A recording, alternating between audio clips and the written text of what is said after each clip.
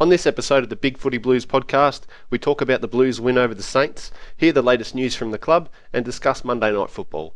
All this and much, much more coming right up. Who let the dogs out?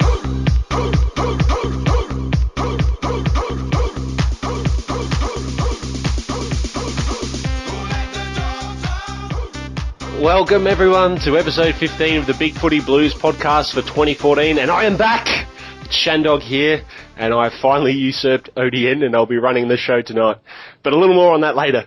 Joining me after what has been a pleasing week for Blues fans, a better detective than Nancy Drew, the hot chick from Scooby-Doo and Batwoman combined, it's Mebby. Hello everybody, I like that intro. Oh, thank you. Took me a while, but I got there. Having recently advertised in the Herald Sun as a marketing campaign manager in need of work, he's graciously dragged himself off the couch, put some pants on, and joined us on the podcast. Say hello, happy dude. How do you know I'm wearing pants? I was just really hoping. It was wishful thinking more than anything. That's why we don't do video calls, you guys. That would be interesting. Well, we are coming away from a good win this weekend. And just for a change, Carlton swapped the shitty Sunday afternoon time slot for the even shittier Monday night one. And we defeated the Saints 9-5, 69. Oh my god. Sorry. Really? Are we four? That's without the view. 9-5, 69 to 15, 11, 101. The goal kickers for Carlton were Yaron with 4, Menzel with 3, Doherty chipped in with 2, and Simpson, Thomas, Allard, Jamison, Robinson and Garlett kicked the goal. We had leading ball getters for the game were Gibbs with a massive 38 disposals, and 17 of those were contested, as well as 5 tackles. Simpson had 36 himself, Murphy with 32, and McLean chipped in as well with a very handy 29. And according to the AFL website, best on ground for us were Gibbs, Yaron, Simpson, the men's, Murphy, McLean, and Warnock. So it was a fantastic win for us, really. I mean, it was St Kilda, but I definitely enjoyed it. What did you guys think, Mebby? Well, I was so excited to see Armfield back in the side, and I think it was a great move dropping Scotland for him. Because I guess we've seen Scotland has taken us as far as he can, and he's doing a great role as a mentor in the VFL, so let's leave him there. It was good to see Armfield back and running. I think our run was amazing. It's a shame we lost it a bit in the third quarter, but apart from that, we were very much in control of the game. Yaz kicked 4 goals. I'm just pumped that he's taking it to the next level. He's fulfilling the potential that we all know he has. I think his attitude has done a complete 180. I don't know if that's because he keeps having dinner with Mick and his family, or if it's because his girlfriend's a mega babe. I don't know, but whatever it is, let's hope it stays that way, because he's amazing at the moment. Everything's coming up Chris Yaron, isn't it? Yeah, pretty much. Menzel kicked 3 goals in that second quarter. We kicked 8 goals altogether in the second quarter. It was really, really good. Bit of a shame about his 80-metre run-ups in the last quarter, but he did say he did that because he was so tired. He was trying to take up as much time as he possibly could. And I do still feel like he was a little bit robbed of a Rising Star nomination this week, but I'm sure it will come for him. Warnock is still making me happy. He's still working below his knees. He's moving around the ground a bit more, which is all everybody was asking from him, so he's delivering. And I know all the St Kilda supporters are going to say that they played a team of babies, but just so everybody knows, we also had 7 guys out there who had less than 50 games. There was Buckley, Menzel, Doherty, Rowe, Casbolt, White and Allard, all on less than 50 games. So, yes, they had kids, but we had kids too, and I think the kids are the guys who sort of really pulled together and got us over the line. It was Doherty's first win in navy blue, and I could not be more pumped for him. Definitely right with that. It was, it was really good to see was how pumped everyone was after the game as well, singing the song, and a pre-organised Gatorade shower for Doherty as well. That's a very interesting video that Carlton had up on the website. Happy dude, how did you see the game? Yeah, good, always good to be back in the winner's circle, even though it was only against St Kilda. Got a bit of a run on in the second quarter. Probably could have controlled the game a bit more by taking some more chances at different stages, but that second quarter was really what won it for us. Yaron kicking 4 goals while playing in the back line is pretty awesome, but this then ties him, pretty sure it ties him for first for our goal scorers so far this year on 11, which isn't great, having someone in the back line being our leading goal kicker. Menzel just showed us what he can do. When that kid gets a bit more bigger and a bit more developed, I've always said that he seems to be that Stevie J type player, and I hope he can really fill into that role. Gibbs best on ground. Looks like there might be something that isn't distracting him anymore, so let's hope that he's re-signed a new deal for Carlton. So we'll see how that comes out. Let's back it up against Adelaide. That's all I can think about. With such an up and down year that we've had, I don't want us to, obviously we've got the bye this week, but, let's come out and beat Adelaide. Yeah, fair enough. And what are your thoughts on Monday Night Football? Oh, it's stupid. I'm glad it'll be gone. Just terrible time slot. But I did hear on the radio after the game that a lot of people were saying if they're going to have weeknight football, they should start it at 6:30. And so people can go directly from work, or they've still got time to get into the city, but then at least their kids would be home at a reasonable time. So that's not a bad idea. Too hard for people that live out as far as what, especially I do, but more like what my mum did out in Narre Warren to get home from work, organise the kids after school, grab something to eat and go. Yeah, that's what I was going to say. Is it will never suit everyone, and that's the problem. No matter what they do, I think so. It's a tricky situation. Yeah. Yeah, but for myself, I was sitting in a pub in Canberra with the sound down, and actually had some other Blue supporters around me too, actually, while I was watching it. So it was interesting to watch the game with no sound. It kind of made you sit up and sort of, I reckon you notice a few other things when you're doing that, instead of listening to those bloody commentators go on. But I think overall, just about everyone on the ground had a pretty good day, and it was really good, as you said, maybe to see Armfield running around. He's one of my pet favourites as well. That speed that he gave us, and it was evident in one of those runs he did down the wing. He took the ball off Murphy and just burned him and everyone else while he went in and delivered it into the forward 50. So that was really good. I think our run out of defence has become a lot better, and this week was a good example. Yeah, it's only St Kilda, but, it's a good sign anyway, and we've got to carry that forward, which is great. So, you guys have already touched on some of the great players that we had that game. Yaron, Gibbs, and Menzel had a great game. I thought he was robbed for a rising star as well. But I want to give a shout out to our defence again. Sam Rowe and Simon White did another fantastic job of really shutting down Nick Riewoldt and keeping everyone else pretty quiet as well. Just feel like every game, Rowe and White are getting more and more confident. Their delivery is better. I think that actually, what I was talking about there with Armfield's run down the wing, that was started with White kicking the ball out long and hitting Murphy on the chest out in the wing. So overall, it was a good game. I think it really showed us the best and worst of Carlton again, though. That second quarter was unbelievable, and then there was just times where we really need to put them away and not just maintain a lead. Some periods of the game we were hitting targets at will. Sometimes we were just making really bad decisions. But look, it's a W, and we all got to be pretty happy about that. That's right. You can only beat who you play. That is very true. And we did do a pretty good job on Nick Riewoldt as well, who's not easy to contain. He's been in red-hot form all season. So yeah, that was Sam Rowe, so hats off to him for a lot of it.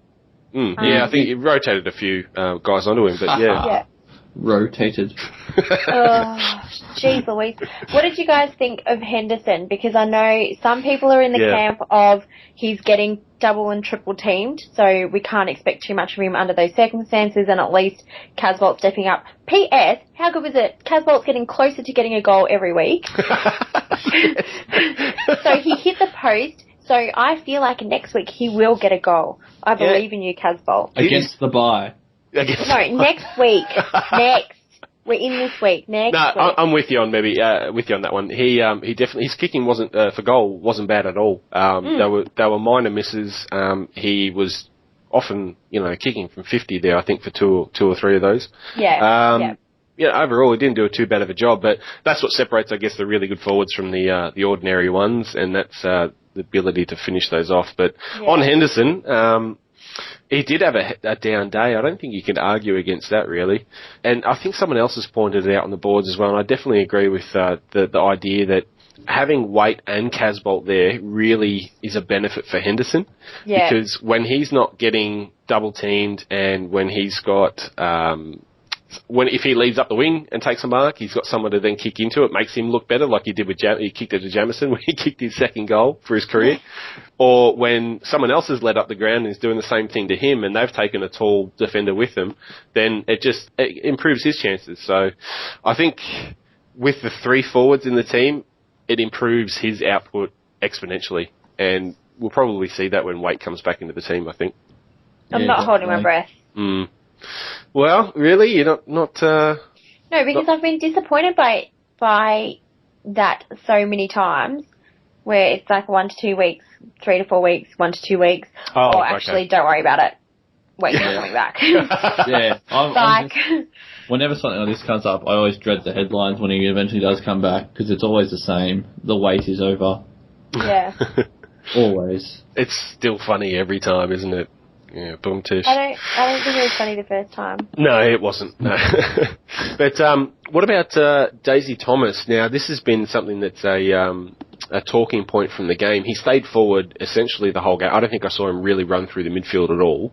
He didn't have that many touches. He kicked a really good goal. You got to give credit to that. It was a fantastic rove throw on the boot and kicked it through traffic. It was really good. But it seems like Mick said that that was the role he wanted him to play. It was about forward pressure and these sort of things, and singled him out twice actually. Once in the presser after the game, as well as the message to members that people would have got emailed as well. What did you think of that though? Is it a bit of an excuse, or is that the genuine sort of outcome that was actually expected and he did his job to a T? I don't know. I feel like it could be quite a convenient excuse. I don't see why he had to single him out twice and say that his game was fantastic. I don't think anybody can say that his game was fantastic, especially not for what a lot of us have been conditioned to expect from Daisy. We know the sort of output that he can provide when he's fully fit and firing. I mean, yeah, he did kick a beautiful goal, and it was a really nice goal, but then he also does those kicks where it goes 15 metres and it comes off the side of his foot and it just bounces along the ground. So I'm not 100% sold that was his role. I'm not 100, or maybe that became his role throughout the game because of his output. I'm not sure. I'm still not convinced. And I know people are going to be like, oh my God, that's ridiculous. Give him a go, blah, blah, blah. I'm giving him a go. That's my point. I'm just not sold yet. He did have a disposal efficiency of 87.5%. But how many disposals did he have? It might have been 8. I thought it was 9. So they may have adjusted it down to 8. You want to have you want to have good efficiency when you only get the ball 8 times. That's a fair point. Absolutely. Yeah.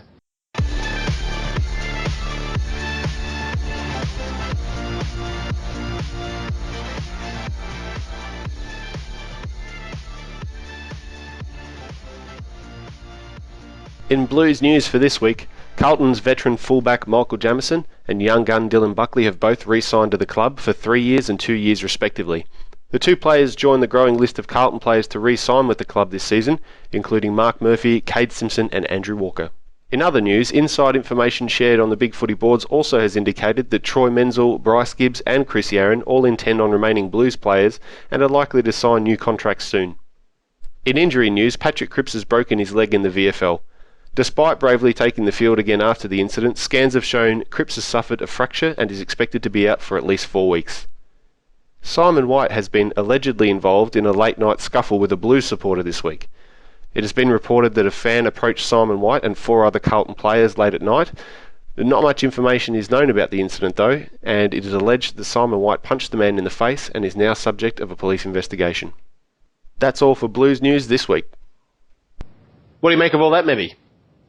I'm interested to get more information on the Simon White incident before I make any judgments. I know there's no excuse for violence, but I can also understand that it must be quite hard for these guys to walk around the city, be recognised by everyone and have idiots all up in their face all the time. So I'm not judging either way until I have more info. And I know people say, oh, it's because he plays for Carlton, you're giving him extra leeway, but I was the same with the Toby Green incident that happened this week, but obviously words come out that was a lot worse. So reserving judgment. Feel really sorry for Cripps. It's such a shame for him to break his leg, and, you know, it just speaks to his character that he tried to run out the game on a fractured leg bone just like Kerno did. Super excited that Jamison is a Blue for life. 3 years is a year longer than I probably expected, but I'd be more than happy for him to play for 3 years if he's, you know, going to be his fabulous Capable self. of it, yeah. Yeah, and good news about Bucks and Men's, and Gibbs, obviously. Yeah, for sure. I think someone else has mentioned on the boards as well that it's probably likely we sign Jamo for 3 at a slightly lower rate, and that sort of gives us that flexibility when it comes to free agency as well, or trading towards the end of the career if necessary, that sort of thing. So hasn't he won best club man a couple of times? So and the way he always talks about the club and goes about it, I would expect him, well, not expect him, but I wouldn't be surprised to hear that he signed himself on a little bit less over a longer period, so we could have a stab at free agency and gear ourselves up to build a more stronger team. Yeah, he did put on Instagram a photo of him as a little kid in a Carlton jumper and said "bagger for life." So I thought there you go. quite nice. Yeah. Happy dude. How do you see all that? It's good. Most of it is good news, obviously, except for the crips in his leg and the white in his hands. That's an interesting way of looking at it, isn't it? In other people's faces. But yeah, no, good about hearing the re-signing of some of our players, especially our younger players in Bucks and rumoured to be Menzel. Good that we can keep them around. I wasn't too worried about Bucks going anywhere, but I think Menzel would start getting some offers from some other clubs pretty soon. So hopefully, one thing I'm hoping with these re-signings is we're timing it so then they come out of the contract just before they hit free agency, so we don't have them all coming out of the contract and hitting free agency at the same time, and then we have to try and keep them all at once. Yeah, hopefully their extension can come just before that. Very happy to keep him around. Hopefully we can get Yaron to stay on now that he's finally hitting some good form. But reports are he's very happy at the club, so I'm not too worried about losing him either. Take that, other clubs. We get to keep our free agents. Yeah, it's great to hear, isn't it, them actually keen to re-sign with us. So, yeah, fantastic stuff.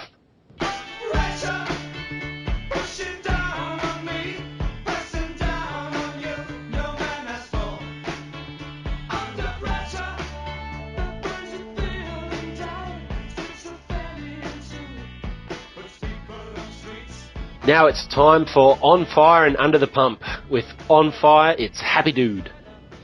This week on Fire, I've got Bryce Gibbs. He's been slammed all year, or most of the year so far, by people in the media, people on the board, supporters, left, right and centre. He's been copping it, and he's come out 38 disposals, best on ground, a lot of contested work as well. The tackle he landed on Hayes, where he recovered the ball, tackled him, spilled the ball loose, recovered it himself and handed it off, was good. Kicking under pressure, once again good. I remember when he was first drafted, and he looked like he had all the time in the world in contested situations. He's getting back to that brilliant form. I personally think he looks like he's playing like someone who's had a weight lifted off their shoulders and has one less thing to worry about now. So fingers crossed it's that contract being signed and he can get back to being one of our best players out there and start dominating in the midfield. Hopefully he can keep it up and be a lot more consistent. He hasn't been terrible this year, but if more games like that St Kilda game, I'm very excited for the future of what he can bring to us over the next few years. Well done, Bryce Gibbs. You've really answered those critics. Absolutely, well said. And we're going to go to Under the Pump with Mebby. Well, I've been banging on about this all week, and I'm not going to stop now because I have the microphone and you all have to listen. I feel like Adam Sandler in The Wedding Singer. I think like Eminem in 8 Mile. Yeah, everyone skip 3 minutes. Hey, I was going to say drop a beat behind this, but don't worry about it. Oh, no, I will. It'll be done. You watch this in post. It's getting fixed. So Under the Pump this week is the Carlton cheer squad. We had Monday night footy at Etihad. which resulted in only 26,000 people turning up. So I was sitting on level 1 and the lack of noise and atmosphere in the stadium was palpable. It was dead quiet. But rather than cheering on our boys, who were in control for pretty much the entire game, they could have been waving their floggers or even arrogantly singing the song halfway through the last quarter when it became obvious that we weren't going to choke. The members of our cheer squad decided to start chanting that Revolt is a wanker. How embarrassing. I was mortified. I was sitting near St Kilda supporters who obviously were disgusted and taking their disgust out on me because I was the only Carlton supporter in the vicinity. It could be heard around the entire ground and it only pissed off supporters from both clubs. I don't understand how they can sit there and denigrate a champion of the game because that's what he is. People say that Revolt is a sook because he cried once when he got injured, but I'm sorry, he obviously was in a lot of pain and I don't see what that has to do with his actual playing ability. Why don't they just celebrate our win and the hard work that our players put in rather than making every effort to show what bogans they really are? After the game, my Twitter feed was full of Carlton supporters expressing their disappointment in the direction that our cheer squad decided to take. The cheer squad's response that it was all light-hearted banter, to which I call bullshit. They embarrassed themselves, it reflected poorly on our club, and it left a sour taste in my mouth after such a great win. So do you know what? I'm over you, cheer squad. I've gone off ya. Oh. Yeah. Strong words and opinion. No, you know what, Mebby? I understand where you're coming from because in year 8, Joel Wilkinson, name made up, stole my pencil case, threw it across the room and made fun of me. I cried in front of everyone and that's it. I was the cry for the rest of high school. So, you know what? I'm with you. That's exactly the same. It's pretty much, I mean, we were both on top of our game. Really should have had the admiration of the masses. And no, it is poor form, isn't it? Yeah. I mean, there's so many other chants they could have gone with. A little bit of positivity goes a long way. And what I just don't understand what our players, because they can hear what people are chanting and yelling out. What would they have thought to hear instead of, you know, Go Blues or people singing the song or something like that? They heard that someone else is a wanker. That's just embarrassing. They probably thought, oh yeah, he probably is. Yeah, maybe it was a public service announcement, just playing devil's advocate here. Well, I don't know. statistics show that being a male, he probably is. Well, that's what Finey said on SEN afterwards, because a woman called up, Maureen it was, called up and likened it to racial vilification, which I think is going a bit too far. It is going far too far. But he said, you know, there's no shame in it. He's like, a lot of men dedicate a lot of time to that art, so at least they're obviously just showing their congratulations for his skill. If I had a graph of how well this podcast was going, it just would have plummeted when we started talking about this. Yeah, well, it's the cheer squad's fault. Let's blame them. Absolutely. ShanDog's good at editing. Yeah. They've it's all staying in. No. That's the name of the podcast now. A lot of guys have dedicated a lot of time to this. And it's time for Boardwalk. And this week we threw out the question to everyone, what are you going to be doing to get through the bye? Did anyone see any particular responses that tickled their fancy this week, Mebby? C4 to your door definitely tickled my fancy. So this weekend, he's most likely going to be inebriated and trying to bottle bouncers outside of the gummies. Topical. So stay away from Caulfield. Very good. Happy dude. Yeah, well, once again, the quality postings from Thylacine60 has suggested he's going to move to North Korea, where cruel and unusual punishment, torture as severe as a bye weekend is not allowed. And so far, he's had 14 people agree with him. Very good. Station sponsor, Thylacine60. Get your supplements here. And look, my personal favourite, not that I'm playing favourites, is Mebby's. Mebby is going to be swiping right for every Carlton supporting dude that she comes across on Tinder. So you know everyone, funny? get on and sign up. I'm on Tinder now. I'm looking on Tinder right now. I'm not even kidding. Everyone, get your Mebby on Tinder now. Oh, you heard it, guys. Sign up. Yeah, get your deets out there. I'm swiping right. So if a Carlton supporting girl swipes right on you, you better swipe right for me. Gauntlet laid down. Yeah. Otherwise, gee whiz, you'll be under the pump next. Oh wait, no. Oh no. Oh no. Oh no. Oh, it's happened. It's taken a while, but it's happened. No, get it out. Don't be leaving that in there. Get it out. Okay, you're just making it worse. All right, let's stop it there. Did anyone else see anything that they thought was a great thread? The thread that caught my interest was the best improved for 2014. Opened it up, being a poll, I couldn't see who was winning or anything until I voted myself. So I threw my support behind young Dylan Buckley, only to find out he was winning 31, and then the nearest I'm pretty sure was Yaron at 15. So it's quite a lead to have. Yeah, it was. It's actually it's quite a good thread, that one. I quite enjoyed reading through people's responses. Good to see that the board shares my view too. Well, it's nice to see some positivity. The Essendon saga thread has been probably understandably quite populated with people's opinions and news coming out from it, the Essendon saga at the moment. So I highly recommend getting on there for a bit of a read. Love them or hate them. I assume everyone hate them. Is going to be hating them. Hate them or hate them even more. That's right, yeah. This thread's been avoided a little bit, I think, on the podcast because of it being a bit taboo. Yeah, well, you know what? Of let's burn them down. So. I don't see ODN around here right now. So moderate this. I'm in charge right now, and I'm telling everyone to get on board. Go have a look at the Essendon saga thread. Off my computer screen. Just on ODN, if anyone is wondering about his absence from the podcast this week, there's actually a moderator's getaway camp that's happening right now, and the main aims there is to educate mods on the art of hairline triggers with the ban hammer, how judging others can be a life skill, and also underwater basket weaving, also featuring through there. So I heard ODN is actually excelling at that. That brings us to an end to episode 15 of the Big Footy Blues podcast for 2014. Thank you for joining us this week, and we'll give our sign-offs. Good night, Mebby. Good night, everybody. See you after the bye. Yep, and good night, Happy Dude.